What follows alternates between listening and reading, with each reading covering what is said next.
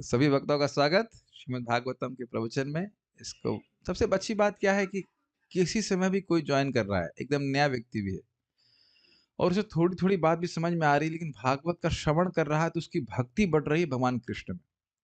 इसलिए हमने कोई मॉड्यूल नहीं डिज़ाइन किया है न्यू भक्ता ट्रेनिंग का। भागवत सुनते रहिए, भक्ति बढ़ती रहेगी, सुबह जाप कीजिए, भक्ति बढ़ती रहेगी, मंगल आरती करती रहिए, भक्ति बढ़ती अपने आप करते-करते नियमित रूप से समझ में आने लग जाएगा। ये बात है। अब महीने 2 महीने के लिए कोई छोड़ देगा तो फिर तो ज़रूर समझ में नहीं आएगा, लेकिन नियमित रूप से सुनेंगे तो कठिनाई कुछ नहीं होगी समझने में। चलिए हम शुरू करते हैं। हम लोग आप जान रहे हैं कि प्रसंग ये है कि ब्राह्मण लोग परीक्षित महाराज के सद्गुणों का वर्णन कर रहे हैं, युधिष्ठिर महाराज से। तो उसी प्रसंग में बात आ रही है।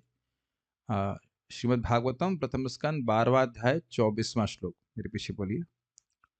सर्वसद्गुण महात्म्ये सर्वसद्गुण महात्म्ये एष कृष्णम् अनुव्रतः एष कृष्णमनुव्रतः रन्ति देव इवोदारो रन्ति देव इवोदारो ययातिरिव धार्मिकः ययातिरिव धार्मिकः सर्वसद्गुण महात्म्ये एष कृष्णम् अनुव्रतः सर्वसद्गुण महात्म्ये एष कृष्णमनुव्रतः रन्ति देव इवोदारो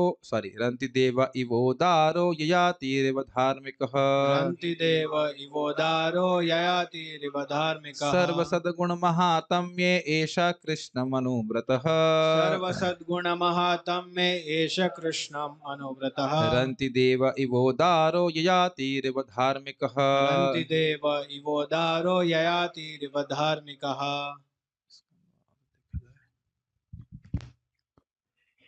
यह बालक भगवान श्री कृष्ण के चरण चिन्हों का पालन करते हुए उन्हीं के समान होगा।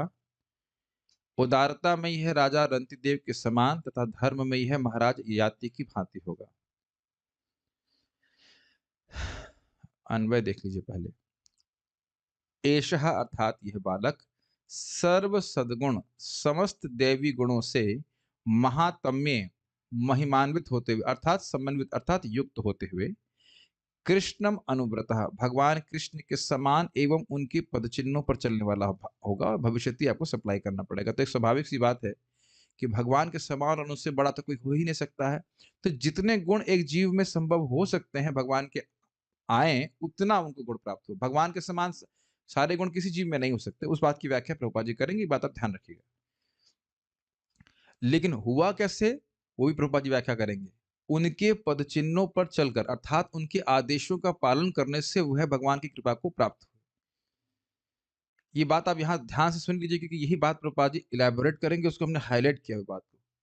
और यही बात द्वारकावासी भी बोले थे कि आपके अनुवर्ती होने के कारण हम लोग, क्या शब्द था, कृतार्थ हुए।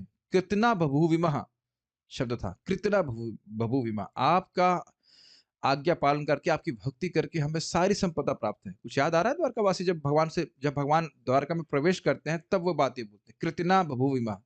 देखिए यही पारायण का लाभ है। बार बार पारायण करते तो शब्द आपके मन में रहता है।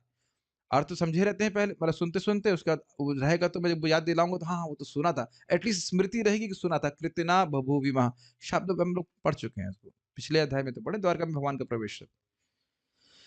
तो ये समझ में आ रहा है भगवान कृष्ण के समान कोई नहीं हो सकता है, लेकिन जितने सद्गुण हो सकते हैं जीव में वह उनके अंदर आ गए थे भगवान कृष्ण के, उनकी शुद्ध भक्ति के कारण, उनके अनुगामी होने के कारण। ठीक है। रंति देव इव और रंति देव के समान उदार होगा, भविष्य से अप्लाई करना पड़ेगा। ययाति इव धार्मिक, वह महाराज ययाति के समान धार्मिक होगा। संस्कृत देख लीजिए एक बार से। सर्व सद्गुण महात्म्य, सभी सद्गुण से महिमान्वित होते हुए एषः अर्थात यह बालक कृष्णम अनुव्रतः कृष्ण का अनुयायी होगा, भक्त होगा। रंति देव इवा उदारो हो, रंति देव के समान उदार होगा। इस पर हम कथा सुनाएंगे आपको। ययाति रिव धार्मिका, और ययाति के समान धार्मिक होगा। अब आप लोगों के मन में जो जानते कथा कि ययाति तो धर्म के लिए नहीं, ययाति तो अपनी वासना के लिए एक तरह से प्रसिद्ध हैं, लेकिन ऐसा नहीं है, ऐसा नहीं है। अभी मैंने भागवतम से ही पढ़ूंगा आप लोगों से सामने, तो उसमें लिखा है वो सब बात भी कि किस प्रकार से धार्मिक थे, महान राजा थे, उस प्रकार से वो बात भी है।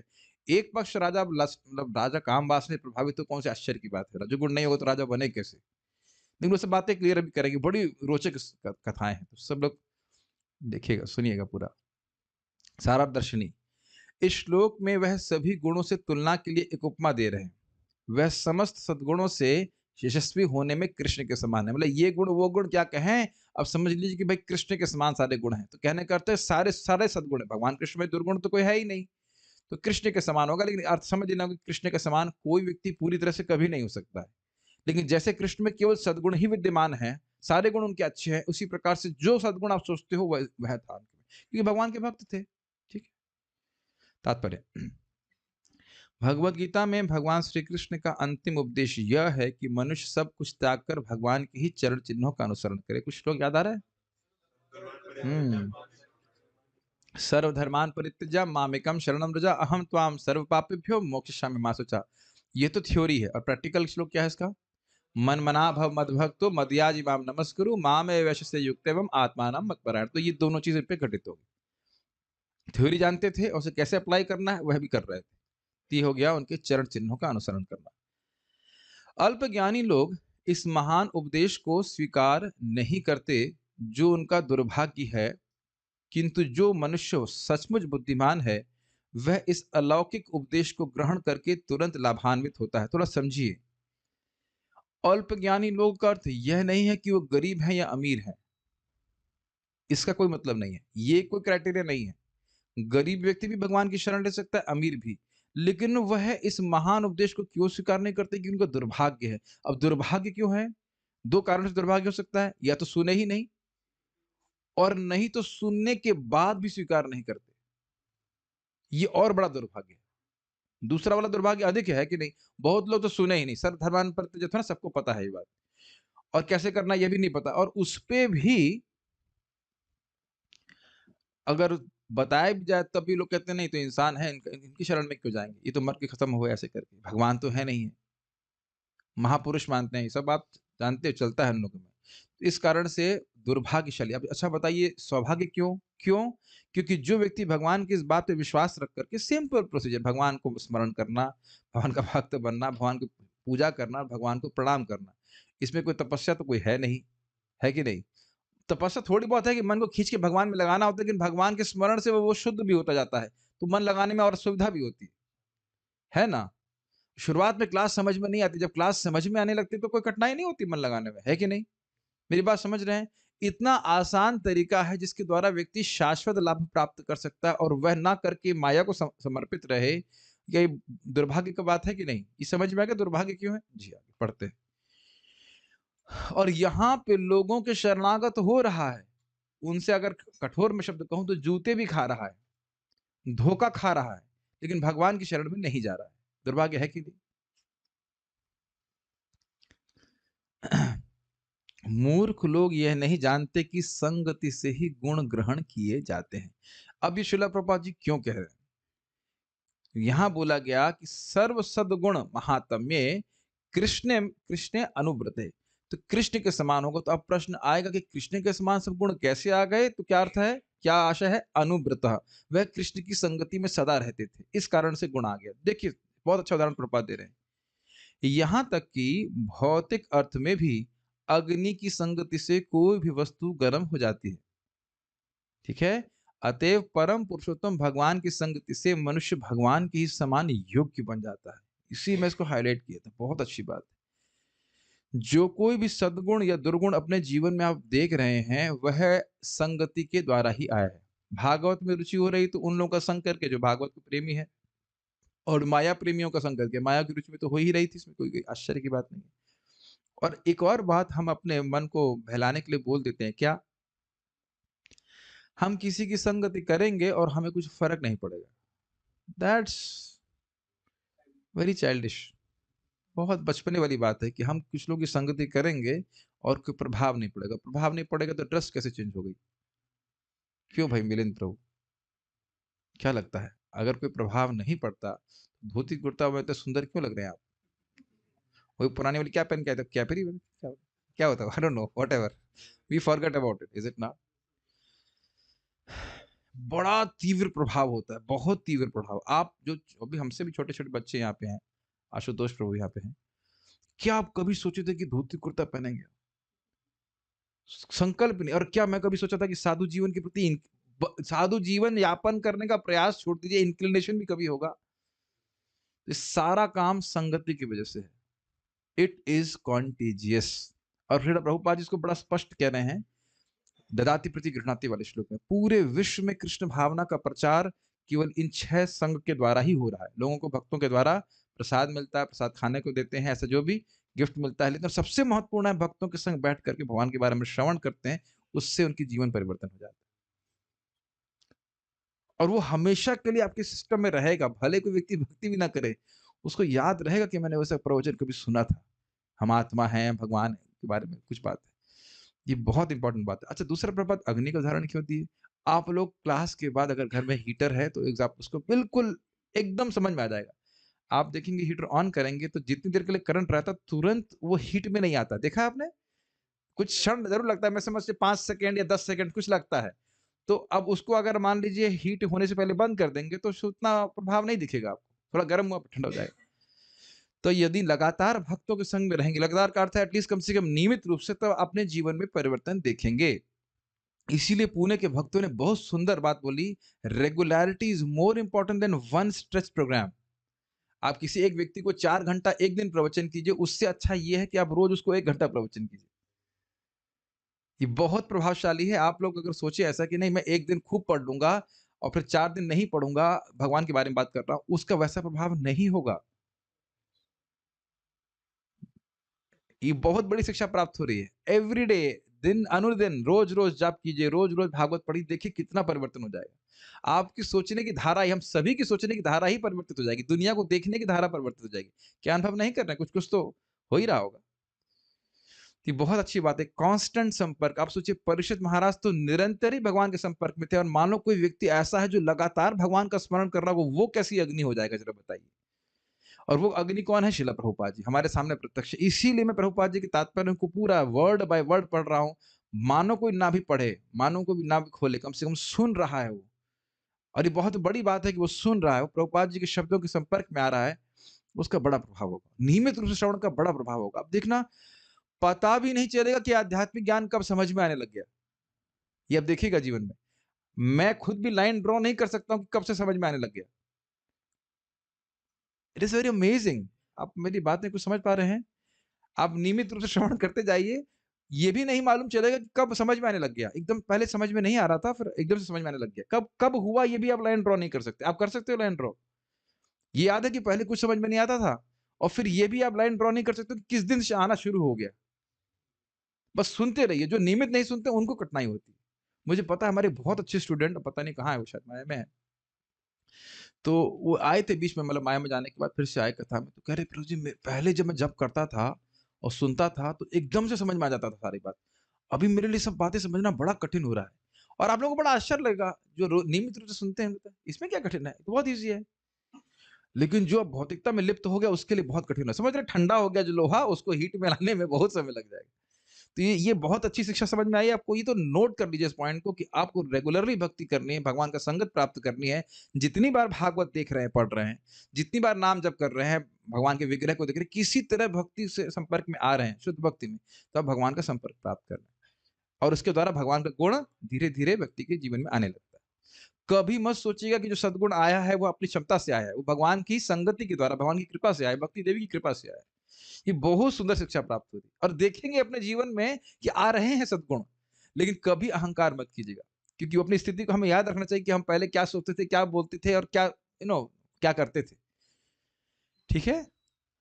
ये बहुत श्रद्धा मुझको देता है। मैं इसलिए बोल रहा हूँ कि जो लोगों को मैं देख रहा हूँ नियमित रूप से भक्ति करते हुए, उनका उत्साह और बढ़ रहा है भक्ति करने का, और बढ़ रहा है, और सद्गुण आते हुए दिख रहे हैं। सबसे बड़ा सद्गुण तो इंद्रिय का संयम है। एक नियमित जीवन है, बहुत एकदम प्रत्यक्ष, जिसके जीवन में ये आ गया संयमित जीवन भक्ति में, वो हो गया पार, मान के चलिए। बस उसका पक्का भक्ति करेगा, भक्ति करके पार हो जाएगा। मेरी बातें को समझ में आने, कुछ लोग तो इसी में स्ट्रगल कर रहे हैं कि सुबह उठना है। अब कुछ लोगों के लिए, भक्तों के लिए आसान हो गया कि नहीं, आराम से उठ जाते हैं सुबह। इसको हल्का मत लीजिए प्लीज, ये बहुत बड़ा गुण है कि आप रोज सुबह उठ पा रहे हैं, रोज भक्ति कर पा रहे हैं। What a great Fortune. Anyways, ऐसे बहुत कुछ कहा जा सकता है, लेकिन हम खाली इतनी बात बोल रहे हैं, भगवान की संगति से व्यक्ति के हृदय में अच्छे गुण आते हैं। जैसा कि हम पहले कह चुके हैं, भगवान की घनिष्ठ संगति से हम 78% भगवदीय गुण प्राप्त कर सकते हैं। इसीलिए आप देखिए, जब कोई व्यक्ति आश्रम यहाँ ज्वाइन करता है, मैं क्या बोलता हूँ? तनिष्क प्रभु क्या बोला था आपको? हफ्ते में 1 दिन मंगल आरती है, नहीं, है ना? नहीं, एवरीडे। और अब तो आ ही रहे हैं, लेकिन मैं बोल रहा हूँ नए व्यक्ति को, हाँ ब्रो जी, यस, कोई दिक्कत कोई दिक्कत नहीं। उसका 6 महीने में अगर अच्छा भक्त नहीं है, उसका सारे फ्यूज़ उड़ जाते हैं कि भाई ये रोज़ का क्या हिसाब-किताब है? अरे संडे तो छुट्टी दो, सोने तो दो। तो जो अच्छा उत्साहित भक्त होगा, मैं कहता हूँ आप पहले से प्री ट्रेनिंग लेके आइए। यहाँ तो प्रीरेक्विजिट मान लिया था कि रोज ही करना है। रोज क्या करना है? रोज मंगल आरती करना है, रोज 16 माला करना है, रोज क्लास जाना है, रोज गुरु पूजा, रोज रोज रोज रोज। और उनको बहुत आसान लगता है, नथिंग नथिंग डिफिकल्ट। लेकिन आप देख रहे हैं कि अगर रोज रोज की बात आ जाए, रोज मीन्स एवरी डे, मीन्स रोज, रोज मीन्स रोज only and nothing else, no post script.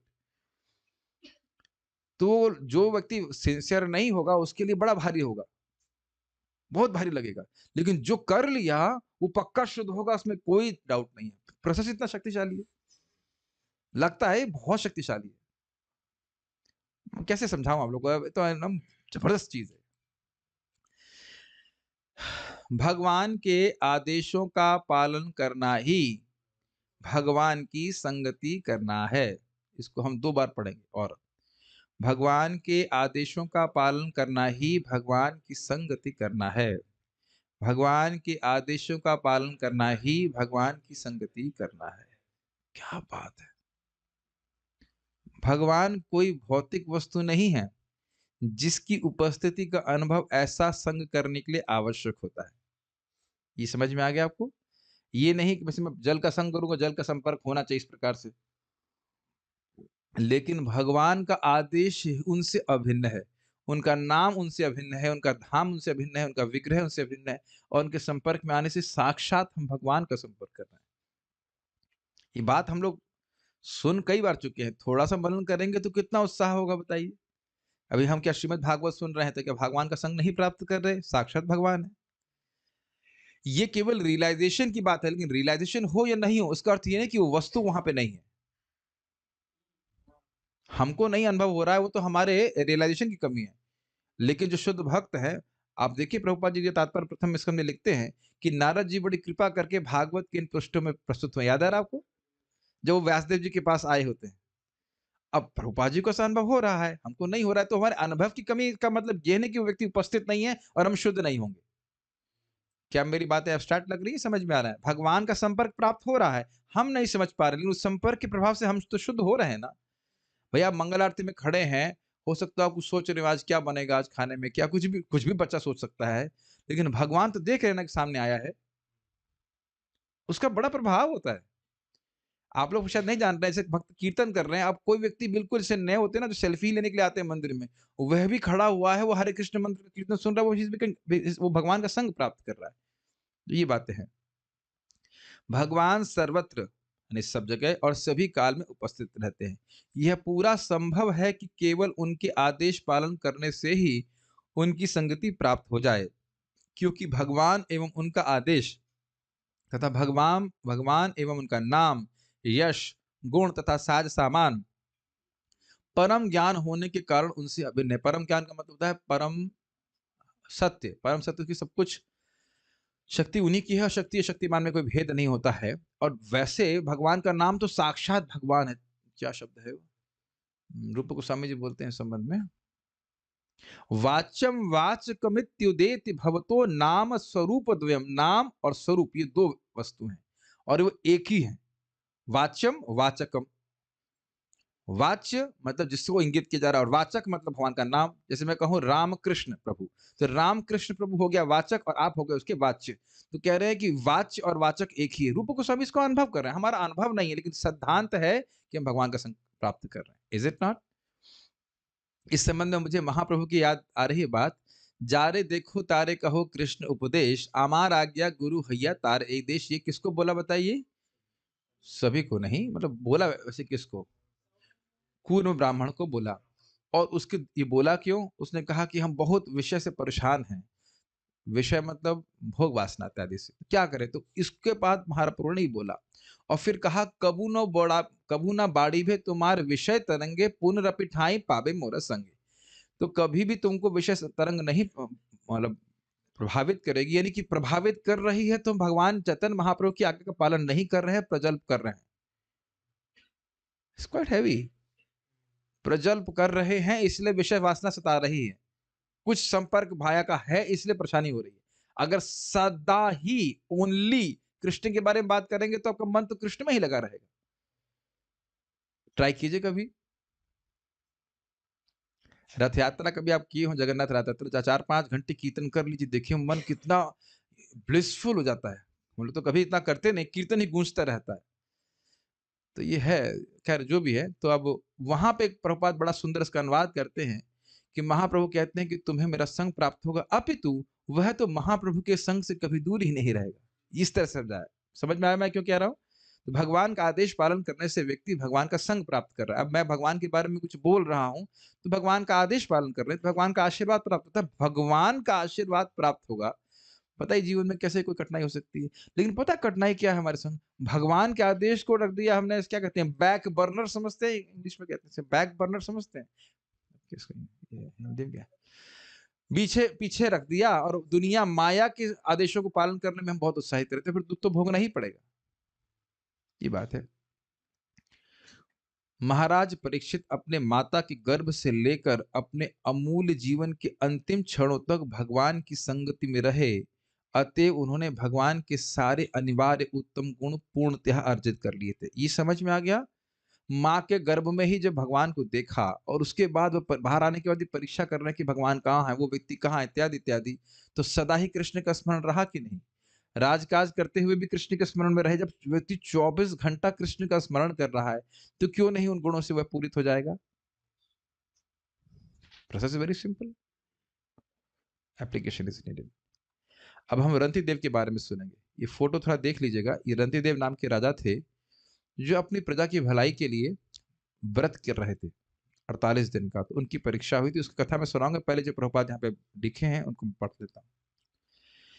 ये महाभारत काल से भी पहले के प्राचीन राजा हैं और इनका यहाँ पे उल्लेख हुआ है उदारता के समय में, उदारता के संबंध में, क्षमा कीजिएगा, जिनका उल्लेख नारद मुनि ने संजय को उपदेश देते हुए किया था, जैसा कि महाभारत द्रोण पर्व में से ज्ञात होता है। ये महान राजा थे और आतिथ्य के लिए तथा भोजन वितरण करने के लिए विख्यात थे। यहाँ तक कि भगवान श्री कृष्ण ने भी इनके दान तथा आतिथ्य की प्रशंसा की थी। वशिष्ठ मुनि को शीतल जल प्रदान करने के कारण उन्हें उनसे वर प्राप्त हुआ, जिससे वे स्वर्ग लोक गए। वे ऋषियों को फल, कंद तथा पत्तियां पहुंचाया करते थे, जिससे इच्छा पूर्ति होने के कारण वे आशीष दिया करते थे। यद्यपि वे जन्म से क्षत्रिय थे, किंतु उन्होंने अपने जीवन में कभी भी मांस भक्षण नहीं किया।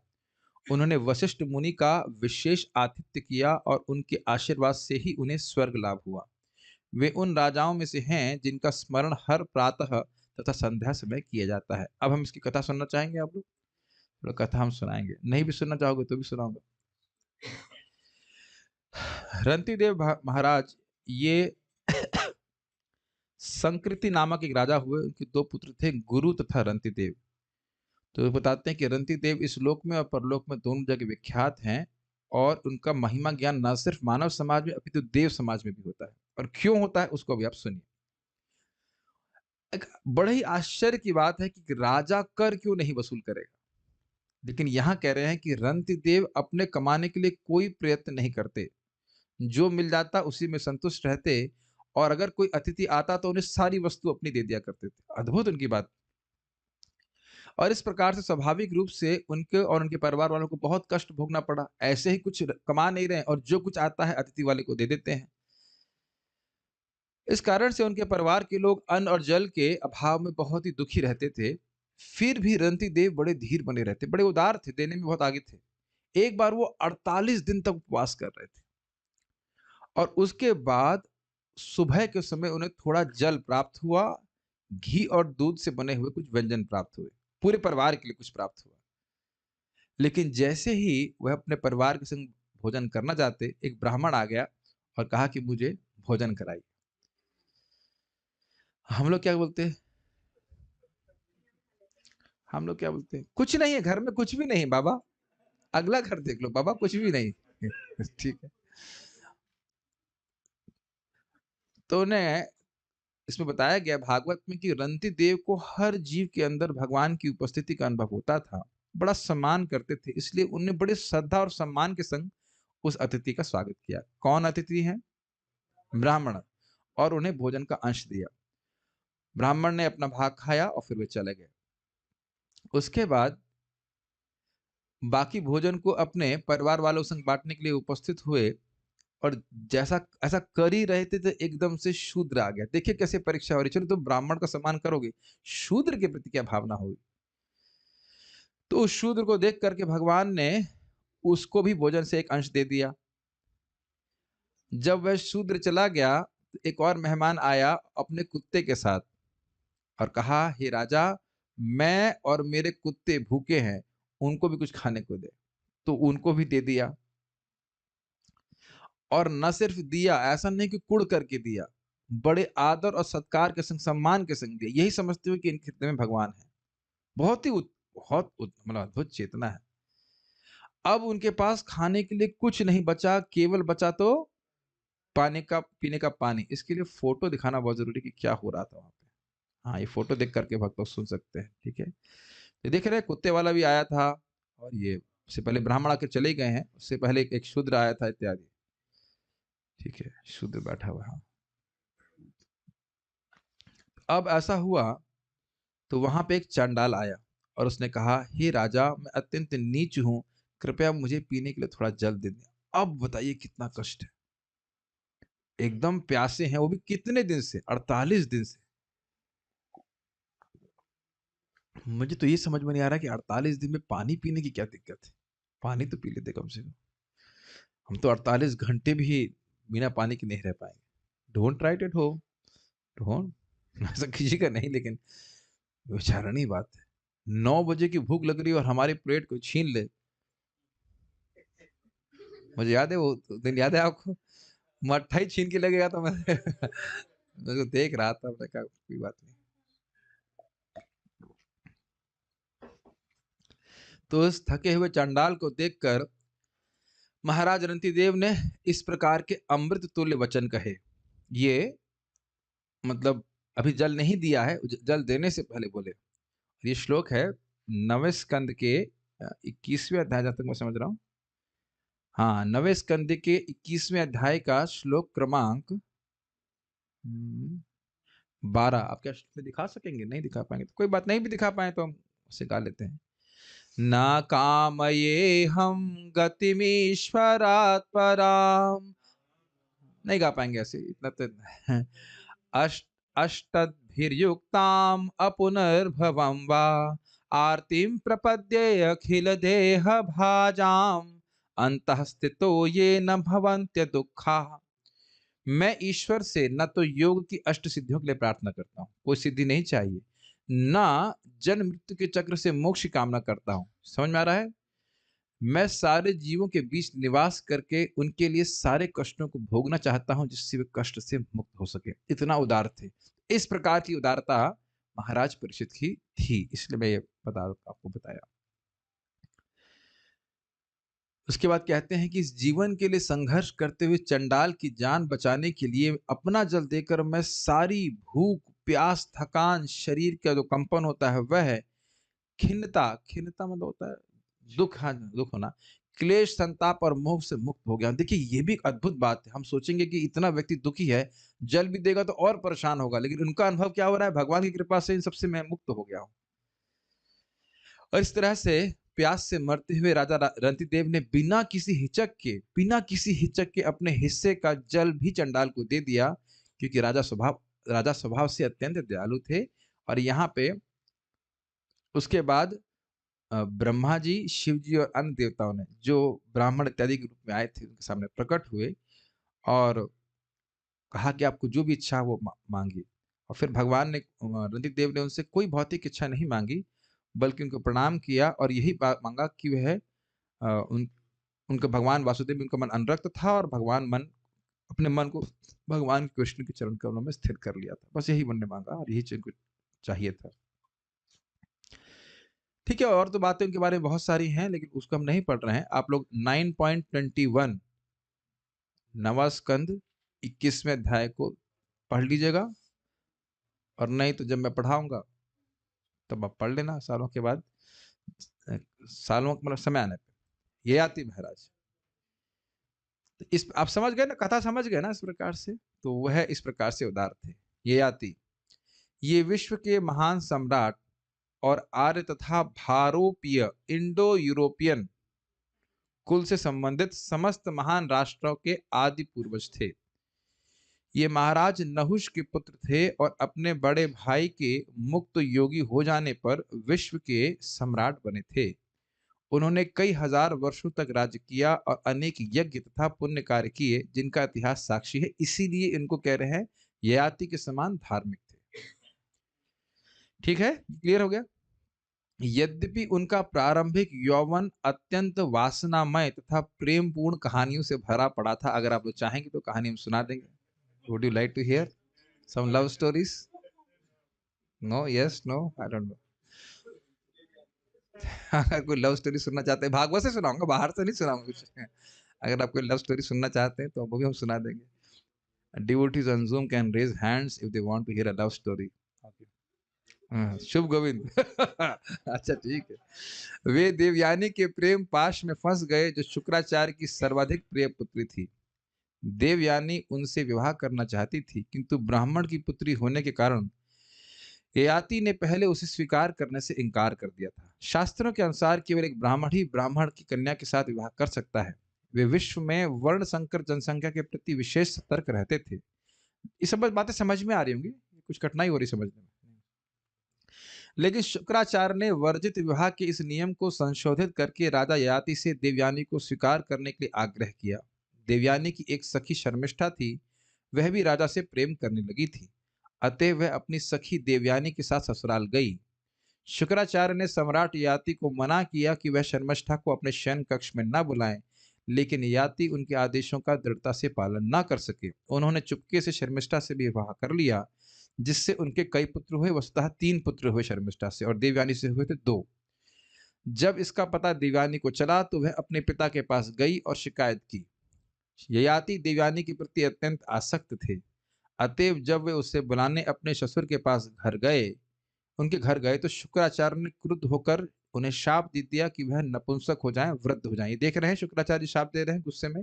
इनके पीछे कौन है? देवयानी। और चुपके से शादी किससे किए थे? शर्मिष्ठा। ठीक है, शर्मिष्ठा। ययाति ने अपने ससुर से विनती की कि वे शाप को वापस ले लें, लेकिन मुनि ने ययाति को यौवन लौटाने की शर्त के तौर पर उनसे कहा कि वे अपने पुत्रों का यौवन लेकर उन्हें वृद्ध एवं नपुंसक हो जाने दें। उनके 5 पुत्र थे, जिनमें से 2 देवयानी से प्राप्त हुए थे और 3 शर्मिष्ठा से। उनके 5 पुत्रों यदु, तुर्वसु, द्रुहु, अनु तथा पुरु से क्रमशः 5 विख्यात वंशों का उद्भव हुआ। ये समझ लेना चाहिए। इसीलिए प्रभात कह रहे हैं इंडो यूरोपियन स्टॉक। जितने भी क्षत्रिय पूरे विश्व में हुए वे इन्हीं से हुए। यदु से यदुवंश, तुर्वसु से यवन यानी तुर्क वंश, तुर्की लोग, ठीक है, और द्रुहु से भोजवंश, अनु से म्लिच्छ वंश ग्रीक उधर रोम की तरफ, और पुरु से पौरव, जिनको आप पांडु वंश मतलब पुरुवंश, पौरवर्षभा शब्द आया था इत्यादि। ये सारे वंश विश्व भर में फैल गए। वे अपने पुण्य कर्मों से स्वर्गलोक तक पहुंच गए, लेकिन आत्म प्रशंसा तथा अन्य महात्माओं की आलोचना करने के कारण उन्हें वहां से नीचे गिरना पड़ा। खुद की प्रशंसा नहीं करनी चाहिए, ये स्वर्ग से गिर सकता है व्यक्ति। उनके पतन के बाद, मैं इधर कुछ कहानी नहीं, मतलब कुछ बोल नहीं रहा हूं, इस कथा को थोड़ा डिटेल में सुनने की इच्छा है। अगर आप लोग चाहेंगे तो हम थोड़ी लव स्टोरी सुना सकते हैं। उनके पतन के बाद उनकी कन्या तथा पौत्र ने उन्हें अपने सारे संचित पुण्य प्रदान किए। ये कथा हम लोग भागवत में नहीं पढ़े हैं, ये प्रभात महाभारत से बता रहे हैं। और वे अपने पौत्र तथा अपने मित्र शिबी की सहायता से पुनः स्वर्गलोक में पहुंच गए। पहुंच चुके। याद आ रहा है कि शिवी महाराज उनको ऑफर किए थे, फ्लैट आपको मैं दे देता हूँ स्वर्ग में, ऐसे कर लीजिए। ये तब हुआ जब वो वापस गिर गए थे अपने पुण्य से, फिर शिवी ने दिया ऐसे कर। कितना पुण्य होगा शिवी के पास, ठीक है, वो ले लीजिए, हमारा एक फ्लैट वहां भी है, एक्स्ट्रा फ्लैट वहां चले जाइए, जहां वे यमराज की सभा के सदस्य बने और भक्त के रूप में वहीं रहते रहे। अब किसके भक्त हैं याति महाराज? तो भगवान विष्णु के ही भक्त हैं। उन्होंने 1000 से अधिक यज्ञ किए और मुक्त हस्त दान किया। वे मुक्त हस्त मतलब खुले हाथ से, खुला दिल बोलते ना, खुले हाथ से। वे अत्यंत प्रभावशाली राजा थे, सारे विश्व में उनका दबदबा था। जब वे काम वासना से 1000 वर्षों तक अत्यधिक पीड़ित रहे, तो उनके सबसे छोटे भाई ने, सॉरी छोटे पुत्र ने उन्हें अपना यौवन अर्पित किया। भाई थोड़ा कुछ देता है। अंततः वे सांसारिक जीवन से विरक्त हो गए और उन्होंने अपने पुत्र पुरु को उसका यौवन लौटा दिया। उन्होंने पुरु को राज्य भी सौंपना चाहा, लेकिन उनके दरबारी तथा प्रजागण इसके लिए राजी ना हुए। क्यों? क्योंकि पुरु सबसे छोटे लड़के थे। किंतु जब उन्होंने उनसे राजा पुरु की महानता का बखान किया, तो वे उसे राजा स्वीकार करने के लिए राजी हो गए और इस तरह सम्राट ययाति गृहस्थ जीवन से विरक्त होकर गृह त्याग कर वन चले गए। अगर भक्त लोग चाहें और परमिशन दें तो हम इनकी कथा सुनाना चाहेंगे। Would the devotees like to hear this? Okay, यहाँ तो यस हो गया। तो हम भागवत का प्रसंग है 9वां स्कंद 19वां अध्याय। इसमें श्लोक नहीं दिखाइए, श्लोक नहीं बोलेंगे, उसको एक रिव्यू की तरह पढ़ देंगे, कहानी की तरह पढ़ेंगे, कहानी ही रहेगी उसमें। और उसमें कहानी में भी कहानी उलझी हुई है, तो क्यों हुआ ऐसा, क्यों हुआ, उसको हम सुनने का प्रयास करते हैं। नहीं, बकरी वाली कहानी नहीं सुनाई, खाली हम इसी जो लव स्टोरी है इनकी उसको सुना, मतलब प्रेम कहानी जो है वह सुनाएंगे बस। ठीक है, तो हुआ ये कि पहले शुरू करना पड़ेगा, कहाँ थे?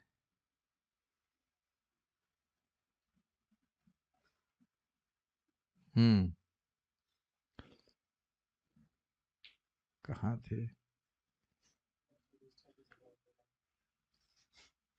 हाँ, श्लोक ये आपका शुरू हो रहा है यहाँ से। श्लोक 1 से शुरू करते हैं। महाराज नहुस थे, उनके 6 लड़के थे, याति, ययाति, समयाति, आयाति, वियाति और कीर्ति। तो यह समझते हो, याति सबसे बड़े थे कि भाई राजा बनने से व्यक्ति को आत्म साक्षात्कार में बाधा होगी, उन्हें राज्य स्वीकार नहीं किया। तो नहुस तो इस कारण से यद्यपि उनको मतलब राज्य दिया गया था, स्वीकार नहीं किया, तो राजा कौन बन गए? ययाति महाराज बन गए।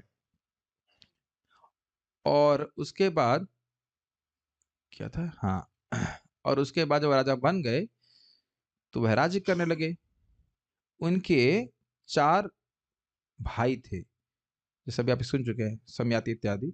तो वे चारों दिशाओं में राज्य कर रहे थे। ययाति ने देवयानी से शादी करी। ये सब सुखदेव गोस्वामी समझा रहे हैं, जो शुक्राचार्य की बेटी हैं। देवयानी क्या है? ब्राह्मणी, और ययाति हैं क्षत्रिय। और उन्होंने कहा कि शर्मिष्ठा जो वृषपर्वा देव असुरों के ही वो थे, लीडर थे। तो वृषपर्वा भी एक तरह से क्षत्रिय हुए। तो वृषपर्वा की बेटी शर्मिष्ठा से शादी किए, और देवयानी शुक्राचार्य की जो बेटी उनसे भी शादी की। तो उनको अब इस पे एक दिक्कत आ गई, मतलब परीक्षित महाराज को, कि भाई ऐसे कैसे हो गया, ये प्रतिलोम विवाह कैसे हो गया? प्रतिलोम मतलब लड़की जो है वो मान लो ब्राह्मण है और ऊंचे कुल की कह लीजिए, और उसके बाद जो लड़का है वो नीचे कुल का है, तो उसको प्रतिलोम विवाह कहते हैं। ये अच्छा नहीं माना जाता, तो ये कैसे हो गया? और उसपे भी शुक्राचार्य तो अत्यंत तेजस्वी ब्राह्मण थे, उन्होंने, महाराज ययाति क्षत्रिय हैं, तो उन्होंने अपनी बेटी ब्राह्मणी का विवाह कैसे कर दिया ययाति महाराज से? तो ये सब जानने के लिए मैं बहुत उत्सुक हूं, तो आप उसके बारे में बताइए। तो सुखदेव गोस्वामी कह रहे हैं, पहले समझना चाहिए, वृषपर्वा के गुरु हैं शुक्राचार्य। वृषपर्वा असुरों के लीडर हैं, और उनकी बेटी है शर्मिष्ठा, और शुक्राचार्य की बेटी है देवयानी। तो ये आपस में सहेलियां थी। तो एक बार देवयानी और अपने हजारों, और शर्मिष्ठा अपनी हजारों सखियों के संग एक जो महल था उसके ही उद्यान में थी। उसमें बहुत सारे कमल उगे हुए थे, फल फूल के पेड़ थे, और वहां पे एक सरोवर भी था, तालाब भी था। तो वहां सब लोग स्नान करने लगे, और अपने वस्त्रों को उन्हें बाहर रखा हुआ था।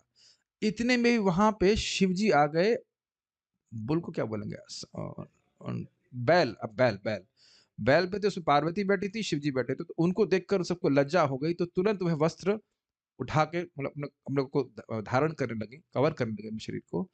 तो हुआ ये कि गलती से देवयानी ने शर्मिष्ठा के वस्त्र ग्रहण कर लिए। देवयानी है ब्राह्मणी और शर्मिष्ठा है क्षत्रियानी। तो अब इस पे शर्मिष्ठा को बहुत क्रोध आया। नहीं, मैं गलती कर गया। शर्मिष्ठा ने देवयानी के कपड़े पहन लिए। हाँ, शर्मिष्ठा है क्षत्रियाणी, नीचे लेवल पे हैं, और देवयानी है ब्राह्मणी, तो वो ऊपर लेवल पे है। तो शर्मिष्ठा ने देवयानी के कपड़े गलती से पहन लिए। और शर्मिष्ठा का स्वभाव ऐसे मतलब गुस्सैल थी, लेकिन मतलब सहज स्वभाव वाली थी, भोली भाली थी। गलती से उसने कपड़े पहन ली, तो देवयानी गुस्सा हो गई। कहती तुमने बिना किसी कह सकते हैं, हाँ, परमिशन कह लीजिए, या तुमने कुछ विचार नहीं किया, और जो सामाजिक रीति रिवाज उसका विचार नहीं किया, और मेरा कपड़ा ऐसे पहन लिया जैसे मानो कोई कुत्ता। कितना खराब शब्द बोले हुए, कुत्ता जो है वो यज्ञ में अर्पित होने वाले घी के भाग को लेके भाग जाए।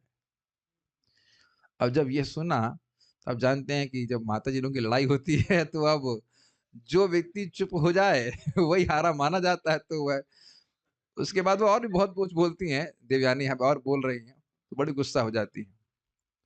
तो जब इस प्रकार से शर्मिष्ठा को बोलते, शर्मिष्ठा को बहुत क्रोध आता है, और फिर वह एक सर्प के मान समान फुफकारने लगती हैं, और फिर अपने दांत को से दबा करके फिर वह शुक्राचार्य की बेटी देवयानी से बोलती हैं कि तुम इतना अधिक क्यों बोल रही हो?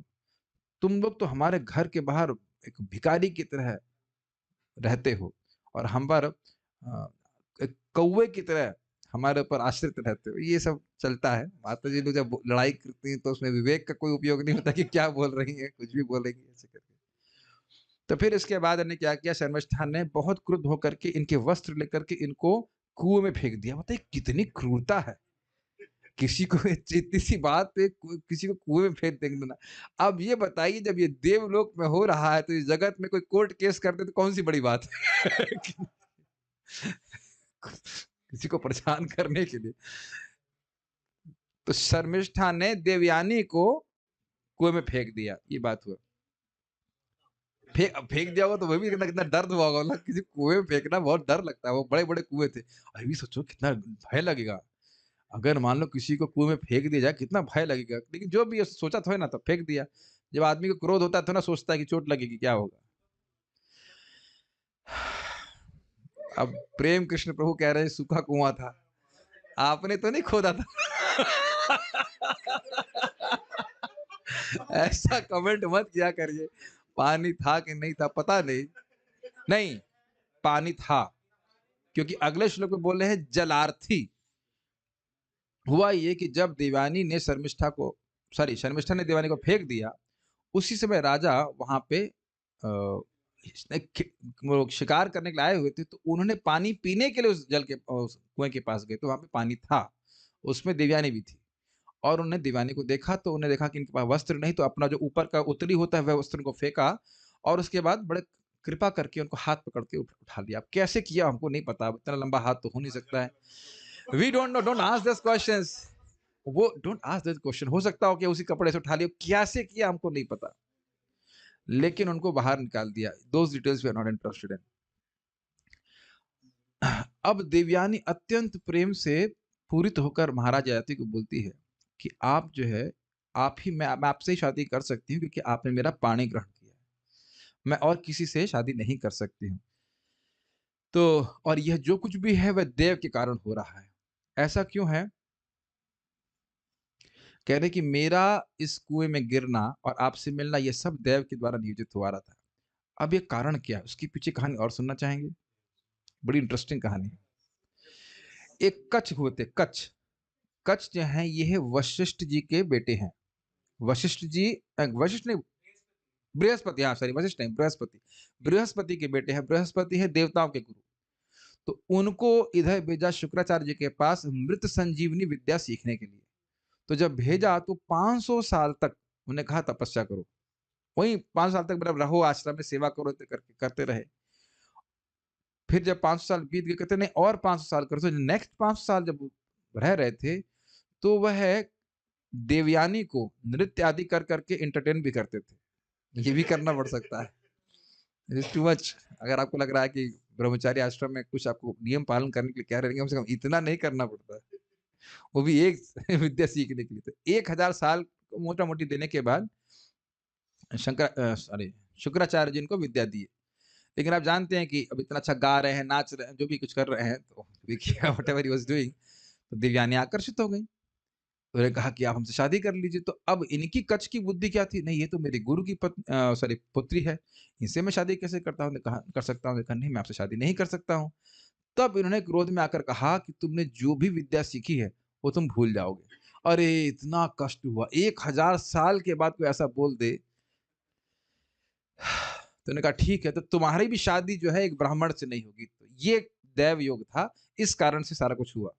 कभी कभी जीवन में कुछ होता है, हम समझ नहीं पाते हो क्यों रहा है, तो ये इस प्रकार से आप समझ सकते हो, इसके पीछे बहुत बड़ी हिस्ट्री होती है। समझ में आ गई सारी कहानी। तो कच्छ का क्योंकि शाप था तो उनकी शादी होनी ही नहीं थी ब्राह्मण से।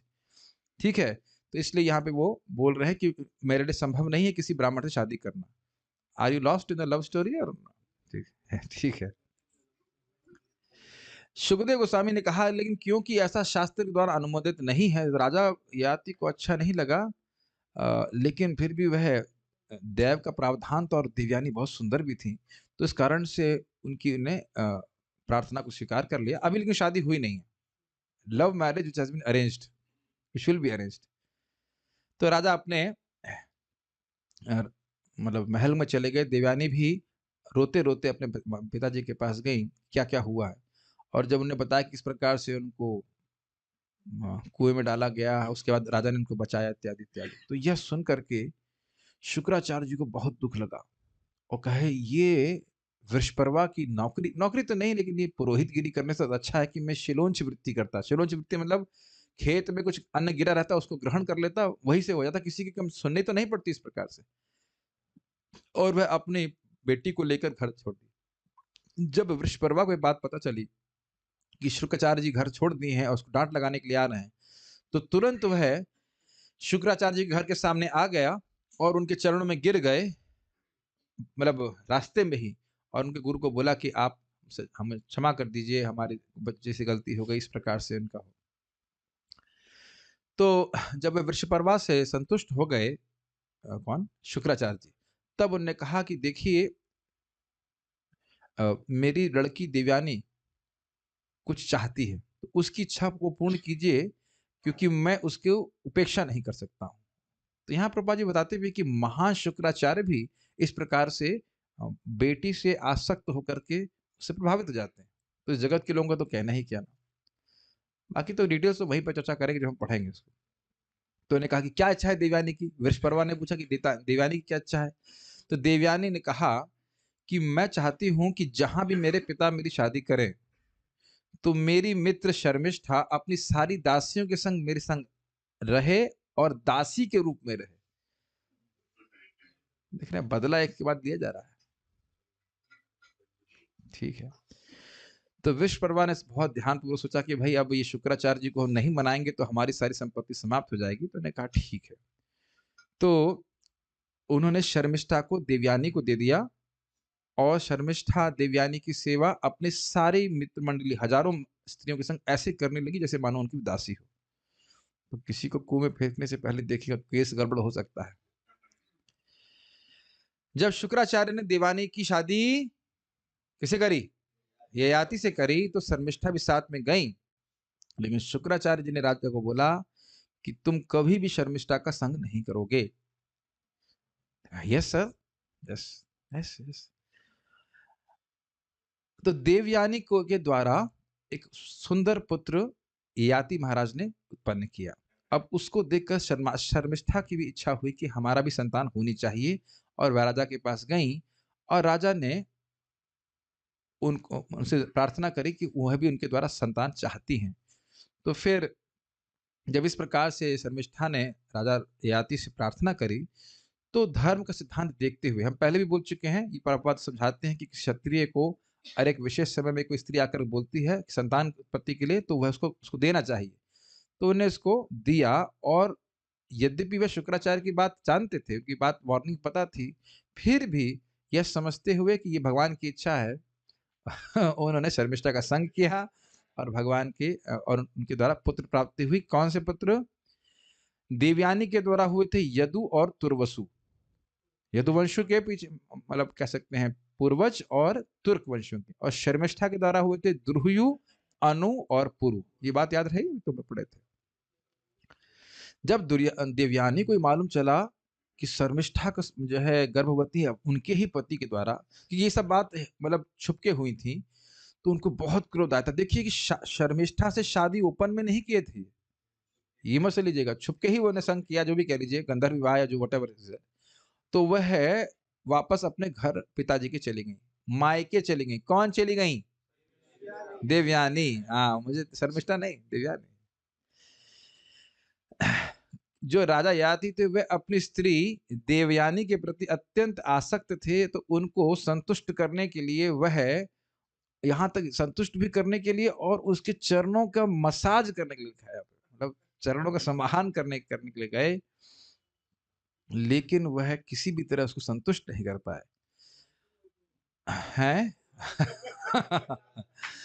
लिखा यही है, मायके में जाकर के पांव दबा रहे लेकिन लात मार रही, नहीं मान रही। शुक्राचार्य अत्यंत क्रुद्ध हुए, कहते तुम झूठे व्यक्ति हो, तुम स्त्रियों के पीछे भाग रहे हो, तुमने बहुत बड़ा खराब काम किया है, इसलिए मैं तुमको शाप देता हूं कि तुम बुढ़े हो जाओ और नपुंसक हो जाओ, असमर्थ हो जाओ। तो ययाति ने कहा कि हे ब्राह्मण देव, आप तो सर्वथा पूजनीय हैं, मैं अभी अपनी काम वासना से तृप्त नहीं हूं, जो आपकी पुत्री से संतुष्ट हो गई।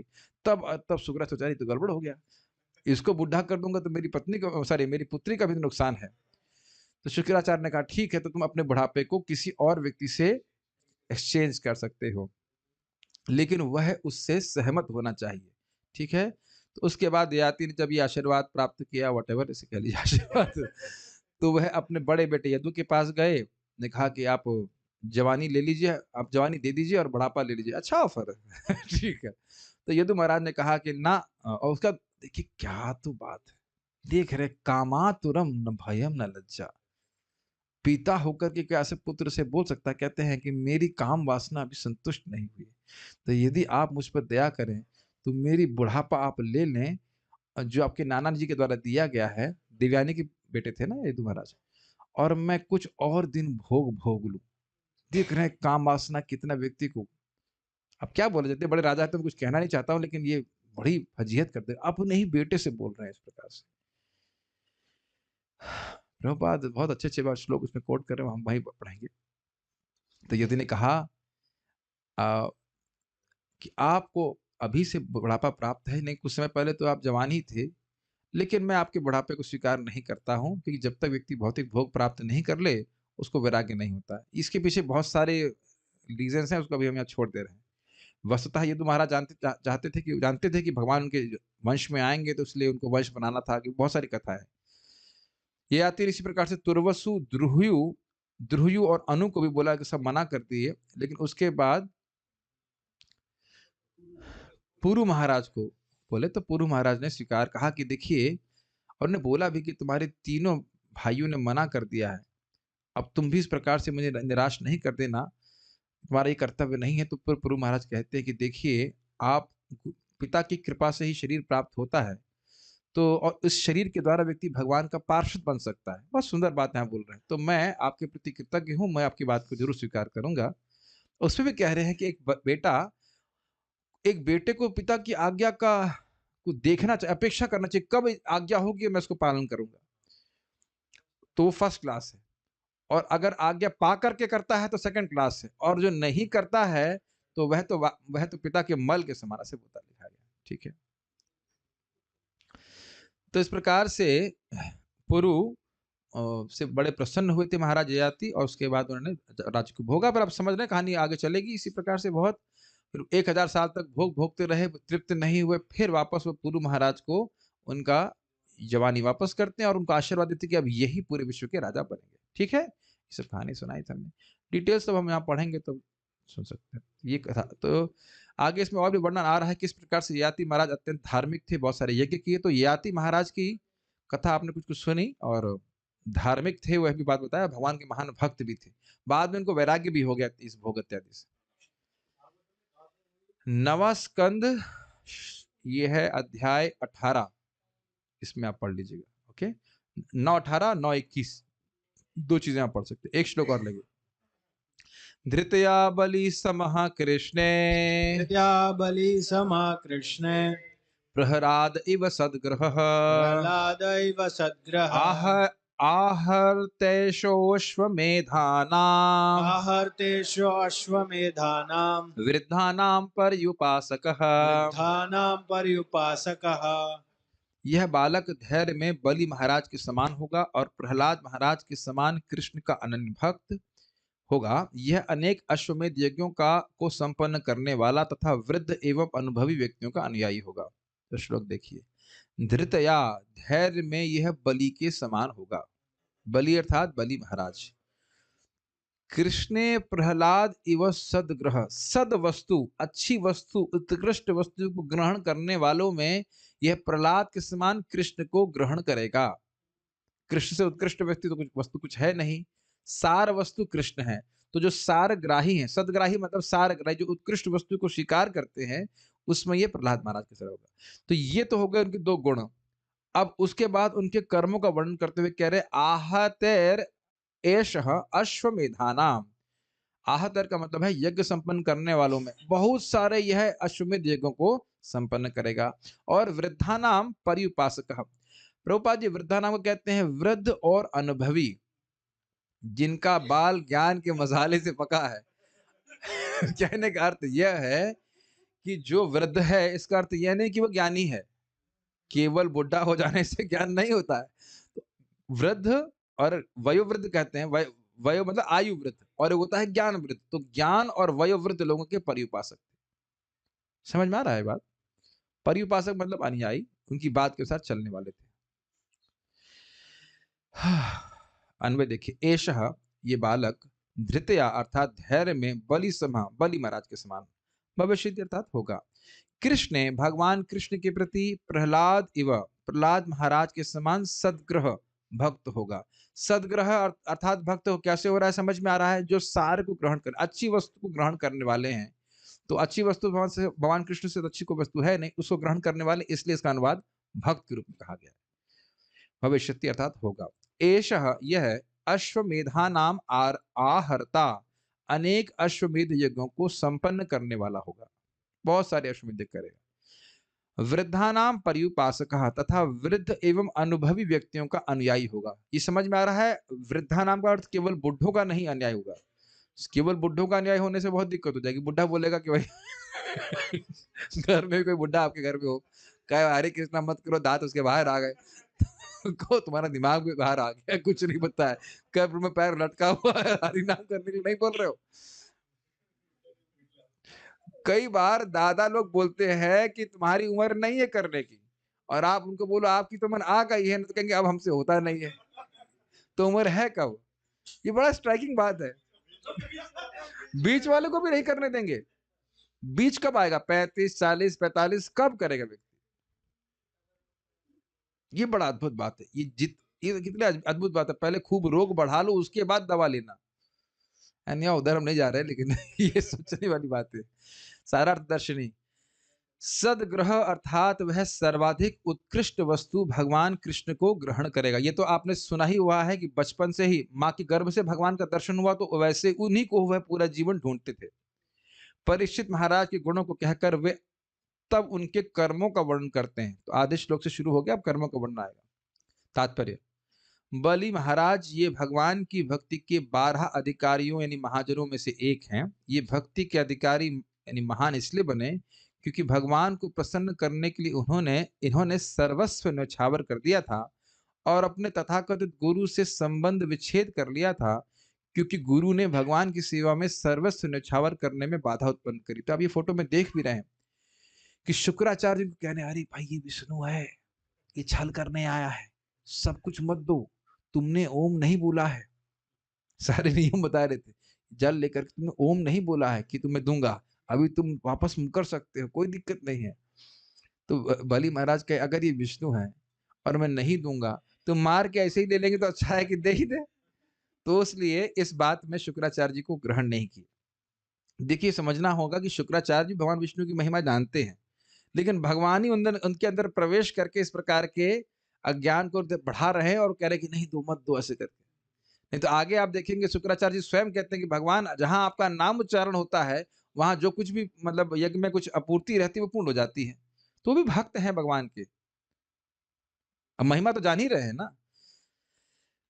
ये बात है। धार्मिक जीवन की सर्वोच्च सिद्धि बिना किसी कारण के या किसी प्रकार के सांसारिक व्यवधान के भगवत भक्ति के अहेतु की अवस्था प्राप्त करना है। क्या है, सवै पुंसाम परो धर्मो, ये तो भक्ति रधोक्षजे अहेतु की प्रतिहता ये नात्मा सुप्रसिद्धि। तो जो भी कोई धर्म कर्म कर रहा है उसका प्रयोजन क्या है कि व्यक्ति को भगवान की सहज प्रीति हो, कुछ सोच करके कुछ लाभ प्राप्त करने के लिए ना करे। भली महाराज भगवान को प्रसन्न करने के लिए सर्वस्व त्याग देने के लिए कृत संकल्प थे और उन्होंने किसी प्रकार की अड़चन की परवाह नहीं करी। बताऊंगा, दृढ़ता मतलब होता है दृढ़, धैर्य। वे भक्ति के अन्य प्रामाणिक अधिकारी प्रहलाद महाराज के पौत्र थे। मैं समझाऊंगा कि धैर्य क्यों बोल रहे हैं। बलि महाराज तथा विष्णु वामन देव के साथ उनके व्यवहार की कथा श्रीमद् भागवत के 8वें स्कंद अध्याय 11 से 24 में वर्णित है। बड़ा अमेजिंग है। थोड़ा सा बात मैं कहना चाहता हूं। देखिए, यह इस फोटो में भी दिखा रहे हैं, ये बहुत ही असहनीय बात है।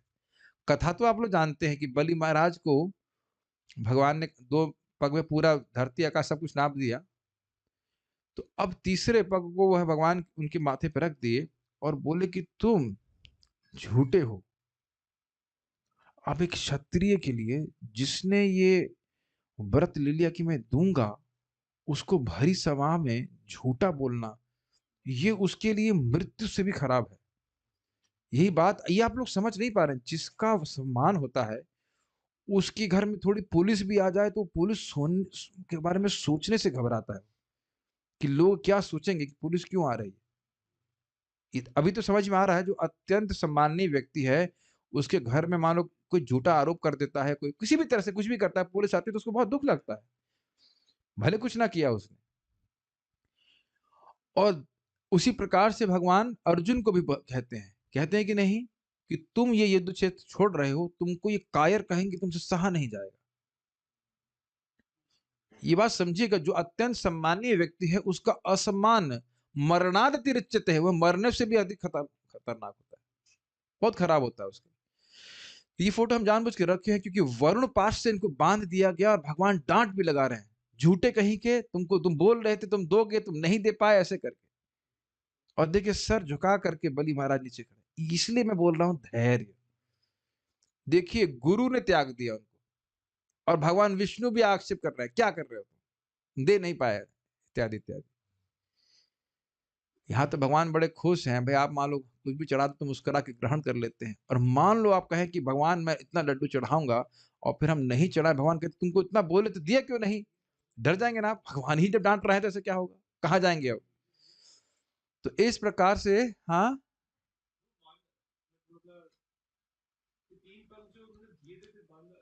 फिर भी बांधा भगवान ने, फिर भी बांधा। यही तो, और कठोर शब्द भी बोले। तो इस प्रकार का अपमान और किन के बीच में हो रहा है, जहां वो राजा हैं। देखिए, जहां सिंहासन में बैठते थे वहां बैठे हैं भगवान देव। बैठ गया तो भाग्य का भागी है। और उसके बाद ऐसे बांध दिया जैसे मानो कोई अपराधी है। ध्यान दीजिएगा, सम्मानीय व्यक्ति के हाथ में कोई कड़ी लग रही, उसको बहुत बुरा लगेगा। तो ये बात यहाँ पे समझनी होगी। वहां लिखा है कि देखिए, अगर ऐसा मतलब व्यवहार हो रहा है और फिर भी ये सहन कर पा रहे हैं तो ये भगवान की कृपा ही है, अन्यथा ये सहन नहीं करते, शरीर छोड़ देते। सब जो सुने हैं 8वें स्कंद को वो समझते हैं इस बात। इसीलिए देखिए ना, 11 से लेकर 24 अध्याय में बलि महाराज के बारे में वर्णन। तो महान भक्त हुए, महाजन है। महाजन होना इतना आसान बात नहीं है। हाँ, बाधा क्यों? आपके पास 8वां स्कंद है ना, पढ़िएगा। सब लोग सुन लेंगे। वचन को पूरा नहीं कर पाए इसलिए बांध दी। तो ये स्थिति है। 3 अब उनकी तरफ से वकालत कर रहे हो। सही है कि 3 वक़्त दिया था लेकिन वो सिर पे था।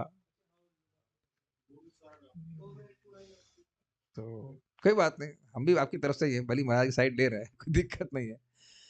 तो ऐसा हुआ था, तो बलि महाराज इस प्रकार से धैर्य के बहुत बड़े सूचक हैं कि इतनी कठिन परिस्थिति में भी उन्होंने भगवान के आश्रय को नहीं छोड़ा। ठीक है? ये बात आगे आप सुनेंगे किस प्रकार से पूरे विश्व के राजा थे और एकदम से सब कुछ छीन लिया गया परीक्षित महाराज का, लेकिन अपना धैर्य नहीं छोड़े वो। ठीक है ना? प्रहलाद महाराज, वे भगवान कृष्ण या विष्णु के परम भक्त थे। अभी वे केवल 5 वर्ष के ही थे कि उनके पिता हिरण्यकशिपु ने भगवान का अनन्य भक्त होने के लिए उन्हें कठोर दिन दिए। यही उनका अपराध था कि भगवान कृष्ण के अनन्य भक्त थे। मानो कुछ मात्रा में हिरण्यकशिपु के भी रहते तो मुझे मान भी जाता, लेकिन ना, वो नहीं माने। तो इस प्रकार से प्रहलाद महाराज को भयानक दैत्यों ने परेशान करने का प्रयास किया। कभी आप सोचिए कि हम ऐसी स्थिति में हो तो कितना घबरा जाएंगे। कभी कभी रात में कोई बुरा स्वप्न आ जाता है तो हम डर जाते हैं, और महान महान दैत्य, असुर, राक्षस जिनको देखकर के आदमी डर जाए, और वो चारों ओर से घेर रहा है मारने के लिए, आओ मारें काटें ऐसे करके। और उसके बाद क्या, देखिए सर्प इत्यादि भी, फिर भी प्रहलाद महाराज भयभीत नहीं हुए। हम लोग इसकी इमिटेशन नहीं कर सकते, लेकिन वाकई भक्त प्रस्तुत कर दिया। वहां पे नरसिंह पुराण में प्रहलाद महाराज की इतनी सुंदर कथा है, कहते हैं देखो भगवान की स्मृति से सारी विपदाएं चली जाती फिर भी लोग विश्वास नहीं करते। तो वही कठिनाई हमारे संग ये कि हम भगवान की स्मृति कर नहीं पाते।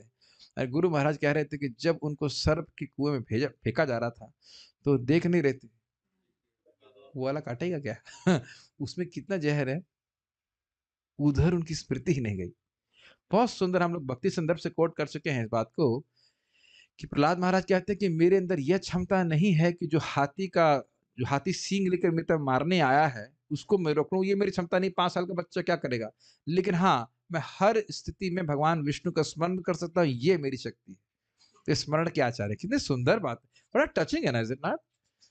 कि हम और कुछ नहीं कर सकते, हम तो असहाय हैं, केवल कृष्ण का स्मरण कर सकते हैं। वैसे ये बहुत बड़ी बात है कि अब हाथी हमको सींग मारने आ रहा है और उस पे व्यक्ति इसमें नरसिंह पुराण में वर्णन है कि जैसे हाथी उनको मारने आता तो उसको ऐसा लगता कि नीचे कील लगी हुई लोहे का, कि उनका शरीर तो अत्यंत सुकोमल था। यहां तक कि हिरण्यकशिपु ने कयादु को, उनकी मां को बोला कि इस लड़के को जहर दे दो, तो कहती मैं अपने बेटे को जहर नहीं दे सकती, इस प्रकार से। और बड़ा अद्भुत बात थी कि प्रश्न उठा कि भाई बच्चा खराब हो तब भी माता पिता नहीं मारते। हम सुन चुके हैं ना, माता पिता के समान सहिष्णु।